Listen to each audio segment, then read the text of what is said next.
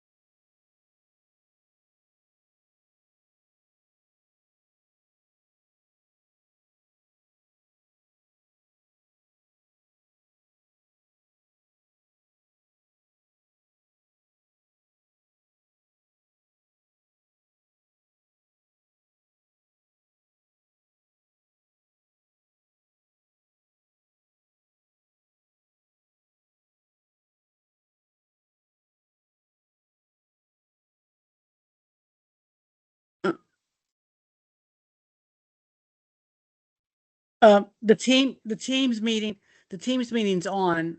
It's on the, I just forwarded y'all the email from Mike. So he said,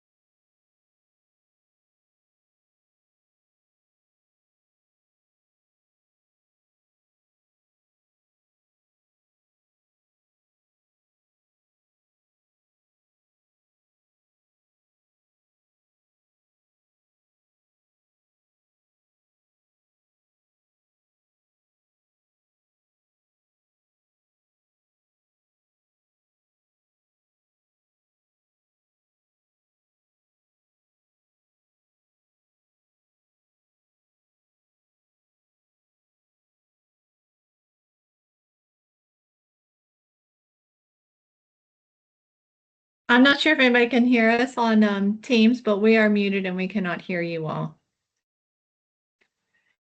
I could just hear you. Yeah. You can hear me. I was trying Yeah. to see if maybe Doug or the people in the room might hear us.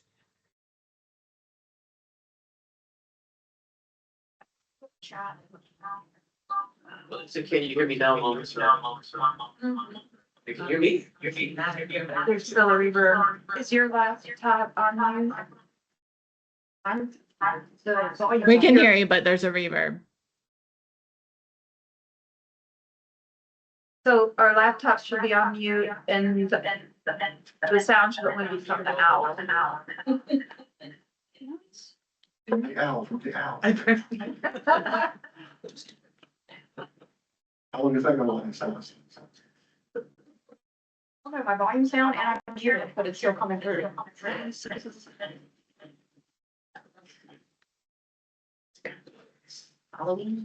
Is your physical laptop muted? Go into the sound setting on Teams, you can go there. Sorry, folks, we're experiencing technical difficulties and we'll be back with you shortly. Yeah, turn that off, though, please. How's the sound online? Are we good now? We are good now. Thank you, everybody. I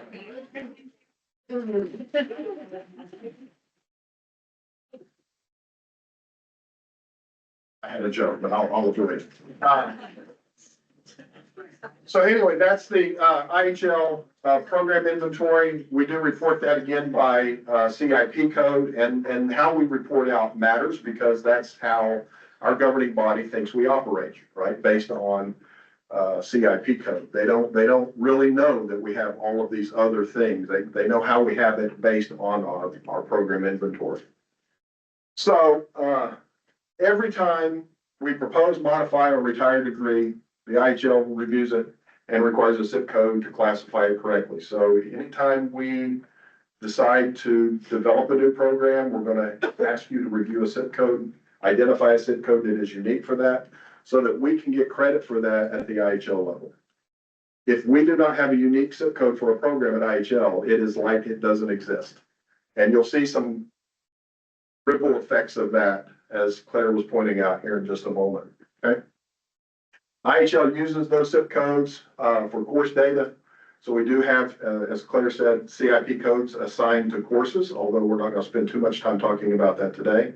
And the program CIP determines a lot of things for us. So when we try to compare our programs to other programs across the nation, if we're trying to benchmark, for example, you can't do that on program name. Everybody names the program a little bit differently. And so the way, I mean, there's a lot of chemistry programs around the country, but there are also a lot of applied chemistry and industrial chemistry. And are those really the same as the chemistry program at the university?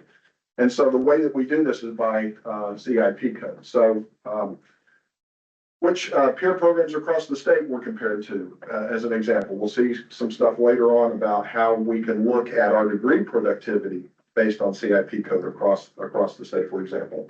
And then, of course, the governor, the legislature, the state auditor, all of these folks look at our programs based on that inventory, which again is based on CIP code, and it does matter. Okay.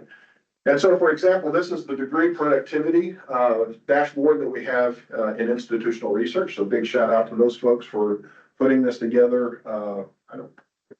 Maybe when we put that together, 3 years ago, maybe? I think so. Something like that. Yeah, so we've had this ability. And so what they do is they import from IHL, the database at IHL, all of the degree productivity that goes on across all of our sister institutions that are all report to IHL. So this doesn't include the privates. We don't have that kind of information ready at our hands, but we pull all that information in, and over a 3-year period, we can look at how our degree productivity compares to others. So for example, I'm gonna pick on nursing here. So the 51.3801 nursing general CIP code. When you look at this, you can see all of the institutions that offer and produce degrees. You can see the degree code, A being for an associate's, B bachelor's, so on and so forth. This is just, again, a snapshot of all of this. It's not the whole thing. You can see the degree productivity by year, you can see the 3-year total, and you can see the 3-year average in terms of what we're producing as a state. You can look at all of that together. And then you can actually go down to another panel that they have where you can put in that zip code and you can see by percentage how we compare to others. And so when you look at this information for folks graduating with a nursing degree over the 3-year average, University of Southern Mississippi produces just under 1/5 of all graduates in nursing for the state of Mississippi. So I mentioned something about the governor's office and the legislature and state auditor. And so I'll talk a little bit about a report that came out, gosh, how long ago? A couple of years ago now? Yeah, something like that. 2023, so 2 years. And so we got this report in my office and we were just baffled by how this came across. Because the state auditor was basically saying, we're not producing enough construction management.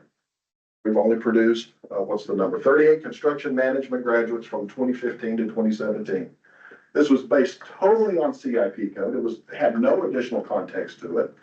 And in fact, we have been graduating people who can be considered construction management folks for years and graduating tons of them out of the School of Construction. But we called it construction engineering technology and gave it a CIP code of an engineering technology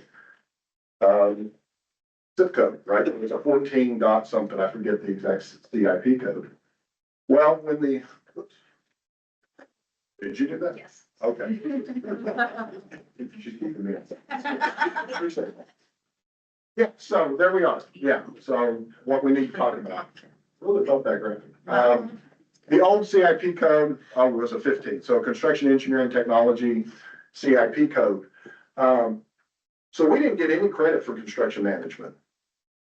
But at that time, the director of the school came to us and said, we've been talking with our advisory board and they don't like this construction engineering technology stuff because that's really not what we do. We haven't been doing that for years. And Catherine and I were like, you haven't been doing what we say we're doing, right? So we do need to change the title. We do need to change the CIP code. They came to us and said, we really produce construction management folks. That's what we do. We put a little bit of engineering stuff in there. They have to take a couple of courses, but it's really a management course. And what you'll see, if we had the right zip code back in 2014, 2015, we'd have produced more than what the state auditor thought we was producing as an entire state at that time. We would have gotten credit for all of these folks. We were really putting people into the workforce as construction managers and calling them construction engineering technologists. So CIP code matters. We could have been the shining star in this particular report that came out if we had known at the time that these zip codes matter as much as they do.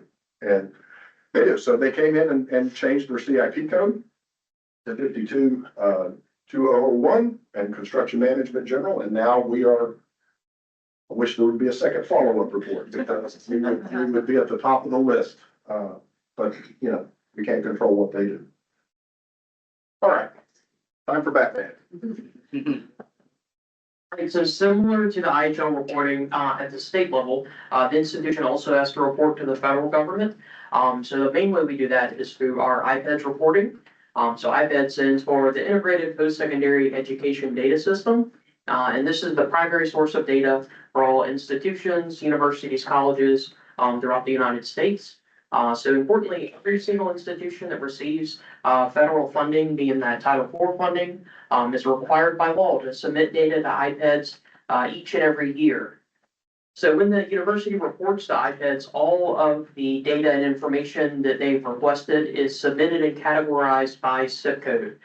So we submit enrollment data, information on the degrees that we have, the completions, and all of these things are categorized by zip. And again, as we've alluded to, this is how the federal government determines how many degrees are being awarded within a discipline, because the major names are not always consistent across the institutions. You can see here on the screen, we have the example of the Kit Kat versus the crispy wafer bar. These two things are ultimately the same product. We'll assume that the Kit Kat name brand is the Southern Miss product, which is a little better. But in any case, you can think of the Kit Kat and the Crispy Wafer Bar, that is the program title, but ultimately the CIP code for each of these products would be the same because it is the same product. So just as an example, this is the completions table from 2022 to 2023.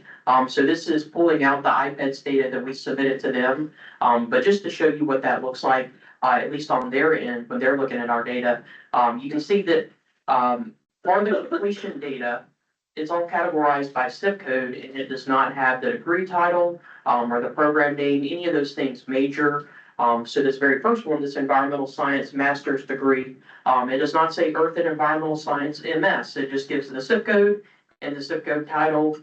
Same thing for that interior architecture. I think it's actually interior design here is what we call the program. But all of that is reported and categorized by CIP code. So CIP code selection within the context of iPads reporting is very important because we want our programs and activities to be accurately compared across the nation and with other similar programs. So an inaccurate CIP code can result in imbalanced comparisons that do not properly demonstrate our achievements, similar to that example with the construction management. And then we also have the example of comparing apples and oranges together. We don't want to do that. We want our oranges to be compared against other people's oranges. And then so looking at more program comparison information, the College Navigator website is a great resource for us, not only to determine what CIP codes other institutions are using, but when we get a little bit later into the faculty qualifications piece, this is also helpful for that. So programs are reported by CIP code, obviously, and this College Navigator website is using iPads data. So for example, we have Mississippi State University here. So going into College Navigator and identifying them, we can then come to this dashboard, which will then click on the programs and majors. And then this will show us all of the programs and majors offered at Mississippi State University. So obviously we could already go to their bulletin and get a list of available majors and such. But this is a way for us to kind of identify what CIP codes other institutions have identified for their programs. So if you're very familiar with another institution's program and are curious what CIP they've identified, to try to compare and determine if your CIP code is most appropriate, you can do that using the College Navigator website. So again, you'll notice that this is the 4-digit CIP code, and then underneath it are all the 6-digit CIP codes that Mississippi State University has. And then again, it's the CIP title, not the program title. And then looking at the University of Southern Mississippi's College Navigator profile, again, you'll see we have the 4-digit and then the 6-digit CIP codes. I think Dr. Masterson wanted to mention something quickly about the oceanography and marine biology. Probably did. Now I gotta think about what it was. So you'll notice that all of these are based on CIP code, not on departmental location, right? We know that marine biology and oceanography is on the coast now, right? And so that's perfectly allowable.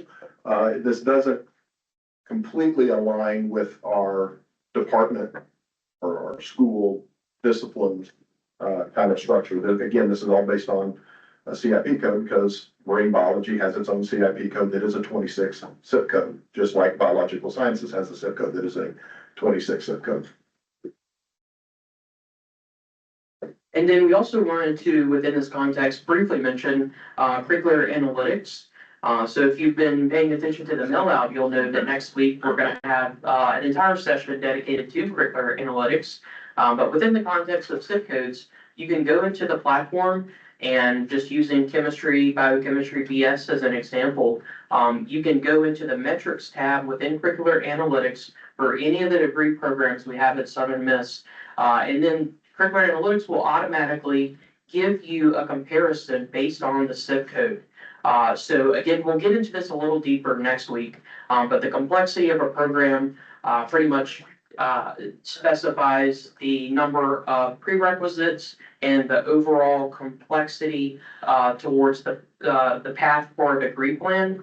Again, we'll get into the specifics later, but complexity is shown here in this second comparison table. So for Southern Miss, we've identified the chemistry CIP code, and that CIP code, comparing against all other chemistry programs throughout the nation, ours is actually in the 83rd percentile for complexity, meaning our chemistry CIP code, or our chemistry program with that chemistry CIP code, is one of the more complex across the nation. And then it's also important to note that not every institution is going to utilize the curricular analytics platform. So this is only looking at other institutions that are using the platform. But those that have uploaded a degree plan for chemistry with that same CIP code, it compares all of those. Let me make Yeah. one quick statement here. So I want to just point out, every student that you talk to at the university and all of our faculty will tell you we have a biochemistry base. And really, we do. We put it in parentheses and we give it the general chemistry CIP code. Which means that when we're doing the comparison, we're not comparing to other people who were a biochemistry program. And I'll put our biochemistry program against anybody else's on paper. We have a very strong biochemistry program. But based on CIP code, we don't. And so it makes it very difficult to do comparisons. I would wager that the 83rd percentile probably gets this complex, if you will, because we're not doing a proper comparison here. And so it's one of the reasons why identifying CIP codes for your majors and making sure that they are appropriate is so important. Oh, it's me. I'm next. Here we go. And I guess I am the headless horseman. So, there I am, right? So, doing again, national comparisons and job placement, job outcomes, as you all know, this is becoming a hotter and hotter topic, and it doesn't matter what side of the political spectrum you're on. If you're far on the left, everybody wants people who get a college education to have good job placements, good job outlooks. If you're on the far right, people want people that graduate from college to have good job placements and good job outcomes. And so this is becoming more and more important in the national conversation about the value of college. And so being able to track job placement and job outcomes is going to be an ongoing thing that we continue to talk about, and it's not going away. At least it doesn't seem to, and I'm sure Megan can talk a little bit about that if we gave her some time. It's the thing that just won't go away. And so there is this thing called the CIP to SOC crosswalk, which was built in conjunction with the Bureau of Labor Statistics and the IPEDS folks. Got together and figured this out as best they could. And basically what this does is it identifies, if you're in a program with a particular CIP code, what kinds of jobs does that major typically feed? It's not a perfect science, right? But a person with, a degree in farrier science typically does these types of jobs.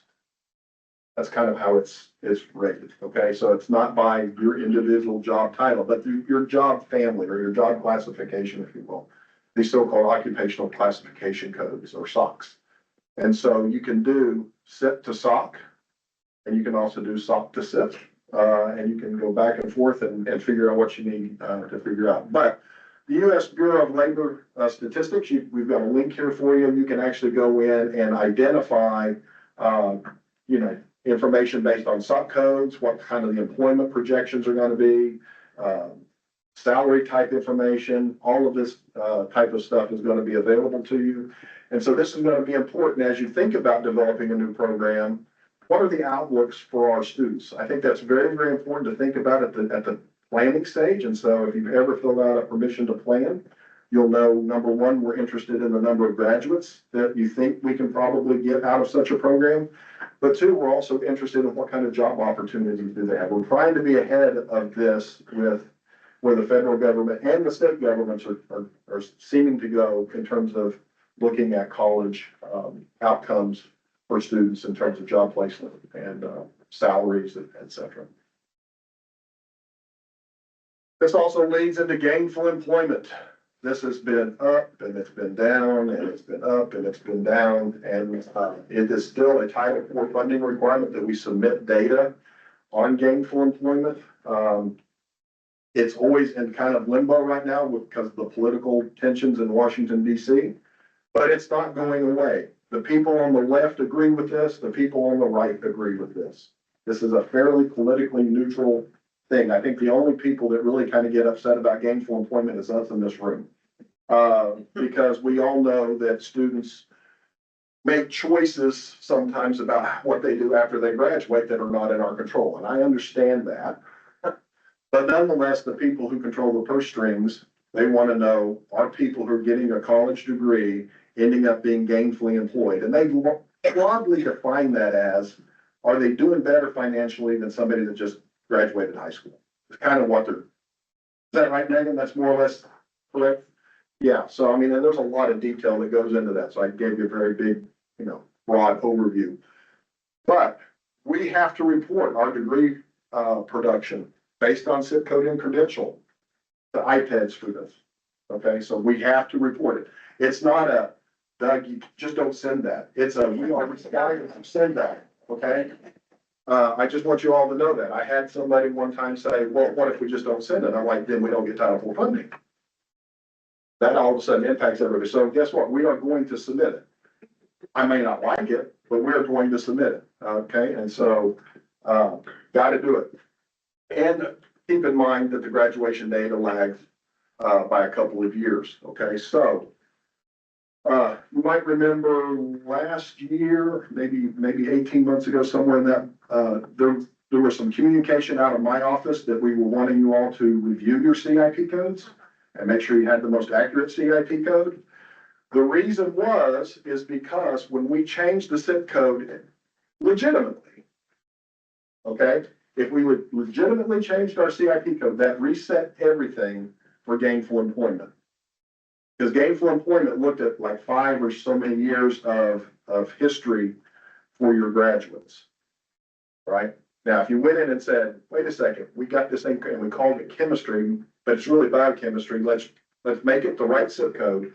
All of a sudden, the day that we change the CIP code with IPEDS is the 5 years that they're going to be looking for, so we can affect things in the future. If we didn't change the CIP code, they're looking back in history, and I can't change history, right? But I can affect the future. So that was one of the reasons why we were so keen on people reviewing their CIP codes to make sure that they had the most descriptive and most accurate CIP code, because we wanted to make sure you're getting credit for this gainful employment stuff properly. Because if you miss-SIP somebody and their salary information comes in kind of wonky, it doesn't look good for us, right? And so we want to make sure that people who are engineers are getting counted in engineers and compared to engineering salaries, et cetera, right? And it's just as an example. So we do report this at the individual student level. Megan and her team can talk to you about all this. It's a real pain because it does go down to the individual student. And we got to report that kind of information that granularly. And again, we do have to report that. And we've got a couple of links here where you can go learn more about that. It's not something that appears to be going away even with changes in Washington. And we do know what the rules are. And so we kind of have a crystal ball that's a little, we can kind of see into it, and we kind of know which programs are going to have issues with gainful employment and which programs are not. We don't have a lot of certificate programs that are funded solely by Title IV, and Megan, please correct me if I'm wrong here.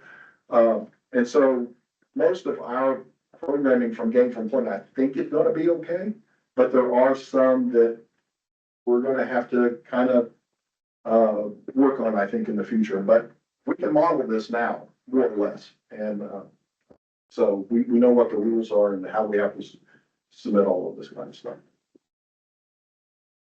All right, another thing is faculty salary market analysis. So you all get ready to hire a new faculty member, and you want to know what competitive salary would be for that particular hire.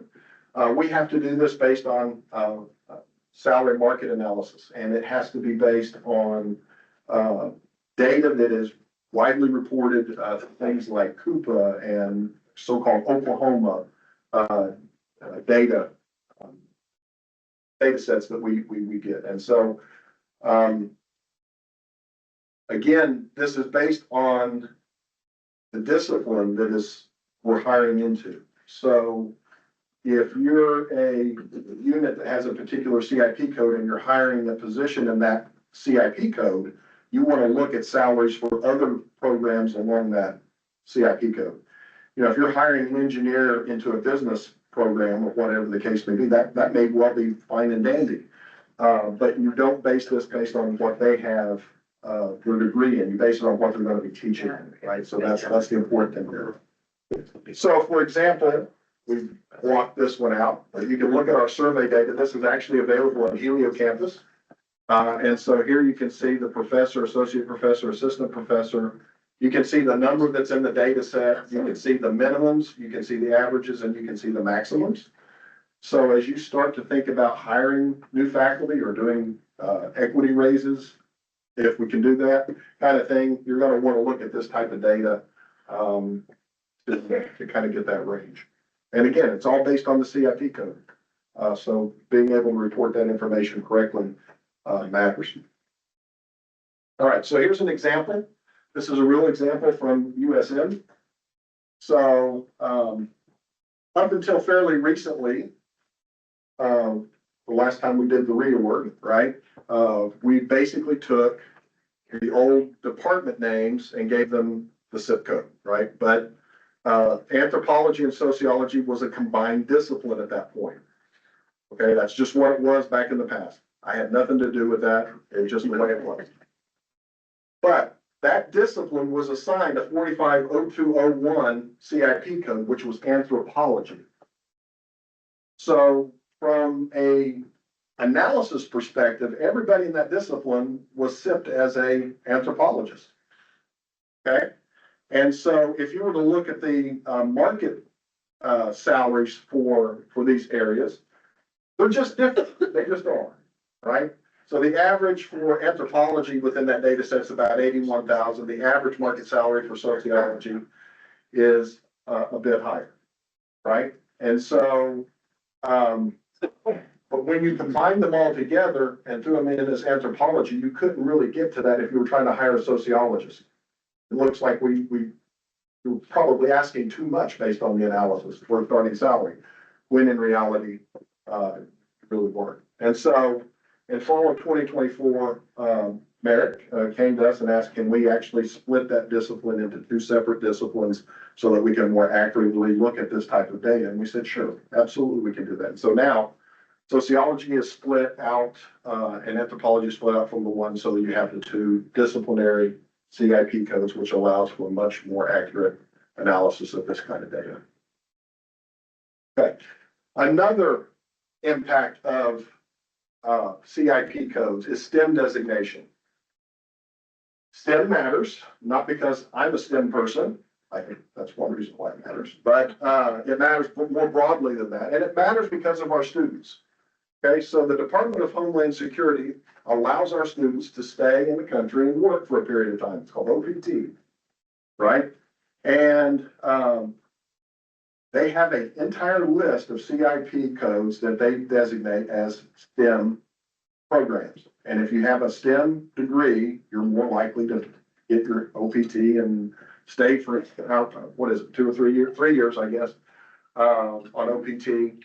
And we're able to keep those people in the United States post-graduation without sponsorship. And so that's a good thing for us as a country and as an institution and institutions. But we have this situation where we had computational sciences that when you read that, you're like, that's a STEM program. You go read the description. It's a STEM program. But at the time, they used the CIP code 11-9, which is not a STEM designated CIP code. So students graduating in computational sciences struggled to get OPT because it just wasn't on the list. It was not a STEM designated CIP code. And so they came to us went through the curriculum process to change the CIP codes and some other changes as well. And now we have a program that is truly a STEM designated zip code. There are countries that pay their students to come to the United States to study STEM disciplines. But it's all based on CIP code. So those countries will use brokers that go through and look by zip code to see what your program is designated and whether or not they're willing to pay that student to come and study in the United States. They would not, or they would have struggled to do that for this particular one at that time because it was not a STEM designated program. So again, lots of consequences to having your CIP codes properly designated. All right. Notice I passed this one off to Tina. So another really important part of SIP code selection and SIP codes as a whole is the faculty qualification process. So when our office reviews those faculty qualification forms that come through from schools, we compare the SIP codes of faculty degrees to the SIP codes that we've identified for the course prefixes that faculty member is going to teach. So each school produces a list of appropriate standard qualification SIP codes. And this does not mean that faculty have to have one of those standard SIP codes to teach. It just means that they have to have one of those SIP codes to be considered a terminal degree. So plenty of people without the standard SIP code can teach within a course prefix, but those are typically going to be considered the alternative qualification. So the SIP code is really important in determining if you're a standard qualification or an alternative qualification within this context. So IR has produced a workbook that you can access here at the bottom. Gives you those instructions, go to the faculty and staff data, and then all the way at the bottom it has the terminal degree workbook. And here you can see for the course prefix CHE for chemistry, the terminal degree is always going to be a PhD, but the terminal degree can actually be within any of these SIP code categories. And this table can be filtered by college, school, discipline, or course prefix. But then taking these SIP codes and looking at that a little deeper, so what does it mean for this SIP code to be a terminal degree? Means that anybody with the engineering chemistry SIP code is going to be qualified to teach pretty much across the entire course prefix. And then importantly, you'll notice at the bottom here, these are 4-digit SIP codes that we've listed as a terminal degree. So what that means is that going back to our example of organic chemistry SIP code falls within the 4005. So anything that starts with 40.05 is going to be considered a terminal degree. So when we have those 4-digit SIP codes in the context of faculty qualifications, it's just important to remember that that does not mean you have to have 40.05. It means you can have anything that follows and goes under this 4-digit SIP code, if that makes sense. And then you can see for 4005, there are a number of 6-digit SIP codes that fall under that. So for each of these are considered terminal degrees for chemistry.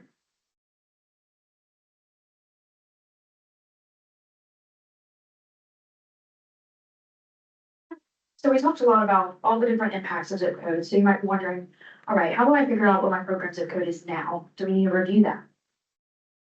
So to view USM program zip codes, you can go to the institutional research website, not institutional effectiveness, institutional research, under the resources tab. And then you can see, click the accordion that says active programs, plans, and minors. It'll show 2 different Excel spreadsheets. And so if you click on that, it's going to list all our programs and then their zip codes that we have. Of note, this is not like when we submit to IHL where we have everything lumped together. This shows that breakdown of the emphasis areas as well. You'll also notice that it includes campus or location. So like biological science and technology education has a Hattiesburg and a Oak Park campus, so it's listed twice, but it'll show everything there.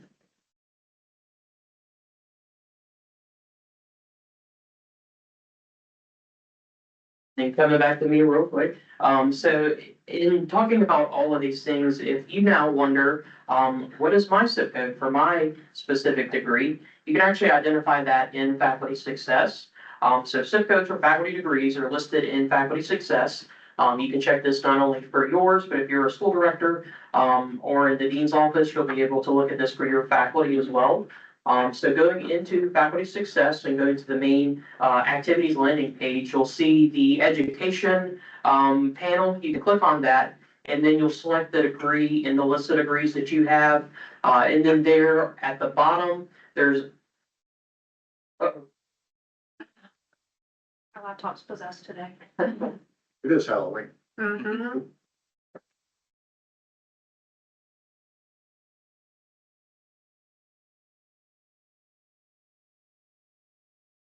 Alright, so there we go. So once you go into a specific degree within your faculty success account, you'll go to the bottom and you'll scroll down to that zip code of degree field. You can see that here.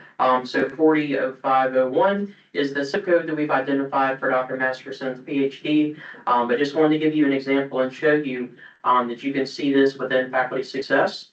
And then I think Dr. Masterson had a comment about updating this. Yeah, so just so that everybody knows, going back in time just a little bit, zip codes were solely determined based on for your degree, based on human resources. So they would look at your transcript and they would assign it a CIP code. That's very hard to do, really, for one person to sit and look at what's written on a transcript and determine what the CIP code is.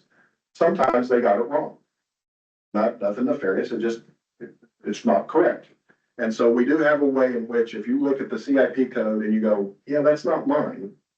There's a place in faculty success where you can put in it's a form stack where you can say, I think there's a problem with my education record.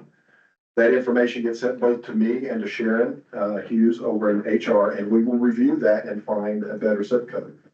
Or work with you to identify a better zip code. And one of the ways that we do that is we actually use College Navigator. We'll actually go to that university and we'll see, well, what CIP codes do they say are being used? And we'll try to figure all of that out. I also wanted to just mention really quickly too, because I have gotten this question in the past about why are we using CIP codes to determine terminal degrees? And I will just tell you, we tried it the other way before, where we were listing majors that were terminal degrees. And I think this actually came out of the School of Education. And I was working with Jeff Hinton at the time on this. It turns out that with education, people name their programs so many things across the nation. And some of them that sound the same really aren't the same. And some of them that sound totally different are actually the same. And so again, we decided, let's use the Social Security number for a program.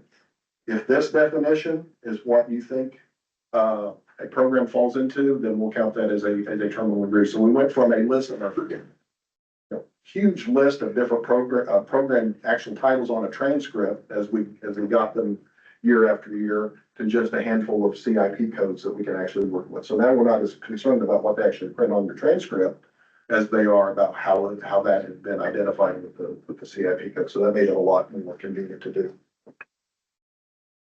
So, as I mentioned, identifying an appropriate zip code, I would highly recommend people use that iPads or the NCES website. You can search just about any keyword and it will help you identify CIP codes for potential matches. We got a QR, or not a QR, but a link here for you to go to. And then I would also recommend you, especially if you're thinking about a new program, I would go into something like College Navigator and try to look at some of our peer institutions and see kind of what zip codes they're using, because at some point you're going to want to compare your programs, information and data and productivity to those programs as well. Jamie? Yeah, and then I was just also going to mention, real quick, you can also, if you find 2 or more zip codes that you feel are appropriate, to determine the most appropriate, a helpful tip is you can also consider how those zip code options are sorted. So looking at, for a 6-digit zip code, looking at the zip code above and below that directly can kind of give you a better idea of how the zip codes are sorted and how it fits into a greater discipline. So just wanted to give that tip for everyone. Dr. Claire? So what about if you're developing a new program? How do you select a zip code? So we mentioned all those resources prior, If you submit a form to make a new program in curriculum proposal form, in that form, it has step-by-step instructions. It's not shown in this image, but this is a picture from one of those forms. It'll provide the links of where to go. It'll provide instructions of what to click on, what to look for. And then it'll ask you to input all that information, the code itself, the title, the definition. It'll ask you to compare that zip title to the curriculum that you're proposing. Is it already the zip code in use at USM? Is it used by our sister institutions across the state? So different things like that.